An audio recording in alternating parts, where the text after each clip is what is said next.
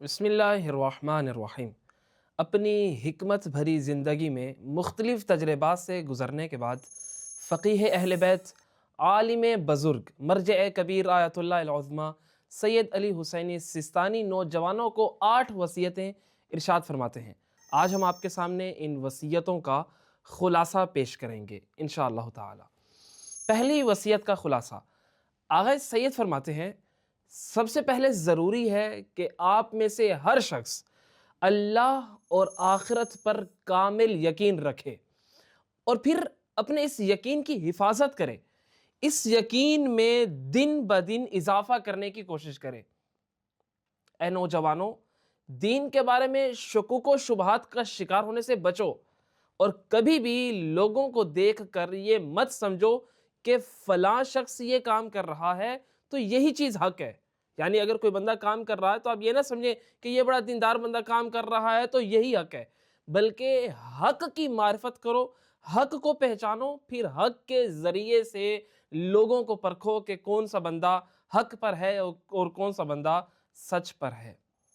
دوسری وصیت کا خلاصہ، آغا سید سستانی حفظہ اللہ فرماتے ہیں، آپ نوجوانوں میں سے ہر ایک نوجوان کو چاہیے کہ وہ اپنا اخلاق اچھا اور اعلیٰ سے اعلیٰ تر بنائے۔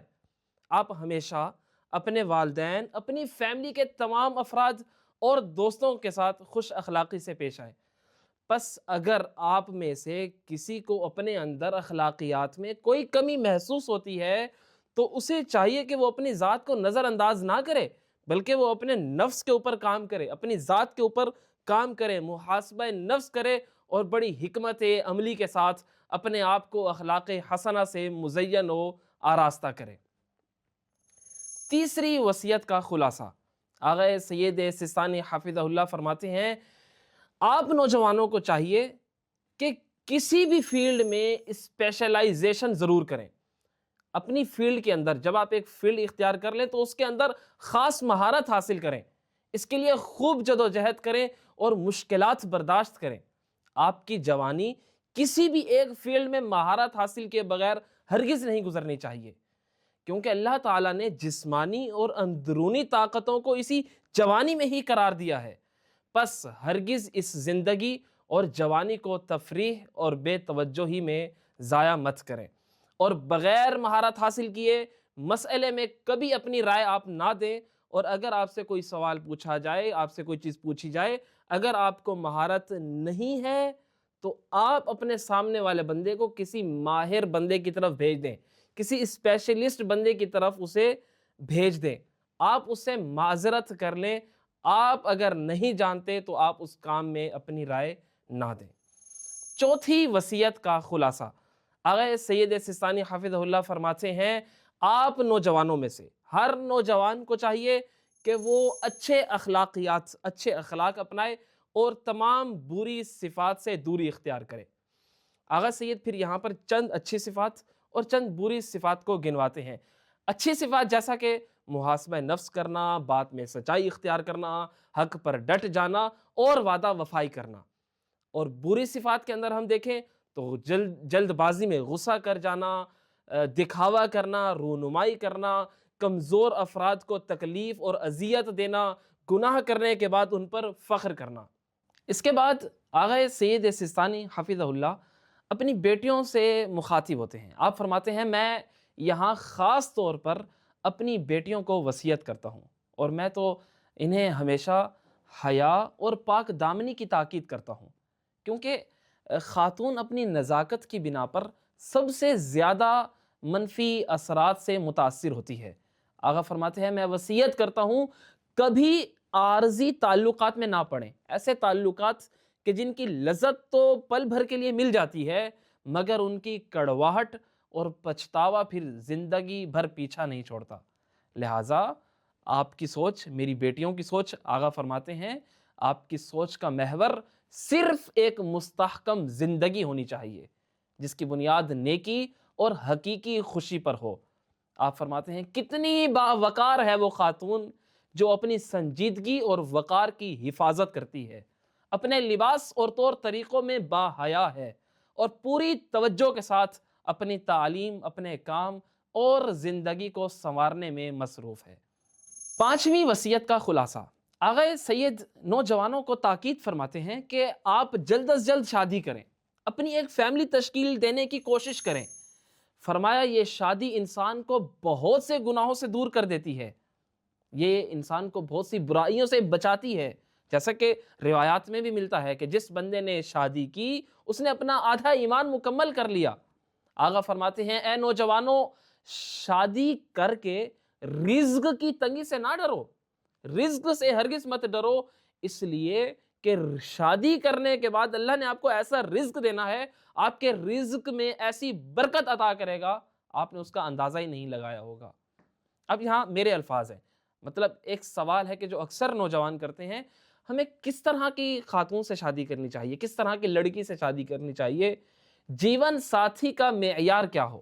دیکھیے آغا سید سستانی حافظہ اللہ نے اس کا حل یوں بیان فرمایا ہے کہ شادی کے لیے لڑکی کے اخلاق، دینداری اور خاندانی شرافت کو اہمیت دیں، صرف ظاہری خوبصورتی، بناؤ سنگھار یا نوکری کو معیار نہ بنائیں کہ فلان اتنا پڑھا ہے اور یہ جاب کرتی ہے، نہیں، کیونکہ یہ چیزیں ایک دھوکہ ثابت ہو سکتی ہیں جو زندگی کی سخت آزمائشوں میں کہیں پر بھی جا کر ختم ہو جائیں گی۔ اسی وجہ سے آغا فرماتے ہیں کہ احادیث میں بھی ہمیں ملتا ہے کہ صرف خوبصورتی کی بنیاد پر شادی سے منع کیا گیا، یعنی انسان خوبصورتی کی بنیاد پر شادی نہ کرے، جبکہ دین اور اخلاق دیکھ کر شادی کرنے والے کے لیے اللہ تعالیٰ زندگی پرسکون بنا دیتا ہے، برکتیں ڈال دیتا ہے۔ بچیوں کی شادی کے سلسلے میں آغا سید یہاں والدین اور سرپرست حضرات کو بھی متوجہ کرتے ہیں۔ آپ فرماتے ہیں والدین کے لیے یہ جائز نہیں ہے کہ وہ اپنی بیٹیوں کو شادی سے روکیں یا ایسی رسموں کی رکاوٹیں کھڑی کر دیں کہ جن کا اللہ نے حکم ہی نہیں دیا، جیسے کہ بھاری مہر کا مطالبہ کرنا یا یہ کہنا کہ ہم تو اپنی قوم، اپنے قبیلے کے اندر ہی بس شادی کریں گے، اپنے خاندان کے اندر ہی کریں گے۔ فرمایا ان رکاوٹوں کے پیچھے وہ نقصانات چھپے ہیں جن کا آپ کو علم ہی نہیں ہے، آپ تصور ہی نہیں کر سکتے۔ آغا فرماتے ہیں یاد رکھیے اللہ نے باپ کو بیٹی کا سرپرست صرف اس لیے بنایا ہے، یہ سرپرست صرف اس لیے ہے کہ وہ اس بیٹی کی خیر خواہی کرے، اس بیٹی کا بھلا چاہے، نہ کہ اس کی راہ میں رکاوٹ بنے۔ پس جس نے کسی عورت کو بے جار رسموں کی وجہ سے شادی سے روکے رکھا، اس نے ایک دائمی گناہ اپنے سر لے لیا ہے اور اپنے لیے جہنم کا ایک دروازہ کھول لیا ہے۔ چھٹی وصیت کا خلاصہ، آغا سید سستانی حافظہ اللہ نوجوانوں سے فرماتے ہیں کہ اے نوجوانوں، نیک کاموں میں بڑھ چڑھ کر حصہ لو۔ آپ نوجوان دوسرے لوگوں کو زیادہ سے زیادہ فائدہ پہنچائیں۔ آپ کے خیالات میں، آپ کے مائنڈ میں ہمیشہ عوام کی بھلائی ہونی چاہیے، خاص طور پر یتیموں، مسکینوں اور محروم افرادوں پر نظر شفقت رکھیں۔ یہ ایک عظیم اور بلند عمل ہے۔ یقیناً اللہ تعالیٰ ایسے ہمدرد اور باہمی تعاون کرنے والے معاشرے کو پسند فرماتا ہے کہ جس معاشرے میں انسان دوسروں کے دکھ درد کو اپنا دکھ درد سمجھ رہا ہو۔ لہٰذا ہمیں چاہیے کہ ہم دوسروں کے دکھ درد میں شریک ہوں، ان کی خیر و بھلائی چاہیں۔ اور روایات خصوصاً حدیث نبوی میں بھی ہمیں یہی چیز ملتی ہے کہ تم میں سے کوئی بندہ اس وقت تک مومن یعنی مکمل مومن نہیں ہو سکتا جب تک وہ اپنے بھائی کے لیے وہ چیز نہ چاہے کہ جو چیز وہ اپنے لیے چاہ رہا ہے، جو چیز وہ اپنے لیے پسند کر رہا ہے۔ اور وہ بندہ اس وقت تک مومن نہیں ہو سکتا جو اپنے مومن بھائی کے لیے وہ چیز ناپسند نہ کرے جو چیز وہ اپنے لیے ناپسند کر رہا ہے۔